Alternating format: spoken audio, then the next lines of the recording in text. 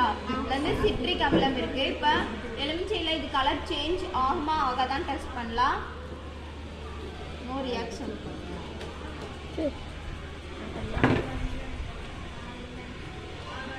Okay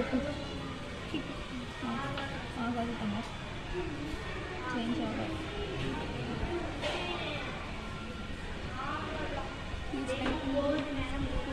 நீ பண்ணி எலுமிச்சை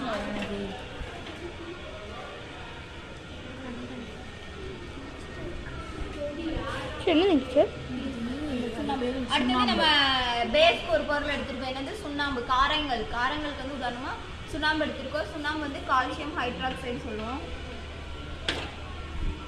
சுண்ணாம்பு வச்சு எழுதி பாருங்க, கலர் சேஞ்ச் ஆகுதா இல்லையான்னு. பேர் எழுதி இல்லைன்னா இப்படி தேய்ச்சி கலர் மாதிரி எல்லோ கலர்ல சேஞ்ச் ஆகும். எனக்கு பெருசு இருக்கு. லெமன் வைக்கும் போது இந்த பீட்ரூட்ல வந்து கலர் வந்து சேஞ்ச் ஆகல இல்லீங்களா? இதே நீங்க செம்பருத்தி பூ எடுத்துட்டீங்கன்னா இது வந்து கலர் சேஞ்ச் ஆகும். செம்பருத்தி பூல வந்து லைட் பிங்க் கலர் மாதிரி மாறும். சரிங்களா? ட்ரை பண்ணி பாருங்க. செம்பருத்தி பூ இது நீங்க வீட்ல ஆக்டிவிட்டி செஞ்சு பாருங்க. அதே இது வந்து சங்குப்பூ இருக்கு இல்லையா? சங்குப்பூலையும் ட்ரை பண்ணுங்க. அப்படி இல்லைன்னா ரெட் கேபேஜ் இருக்கு இல்லையா? ரெட் கேபேஜோட ஜூஸ் எடுத்து ட்ரை பண்ணி பாருங்க என்ன கலர் சேஞ்ச் ஆகுது.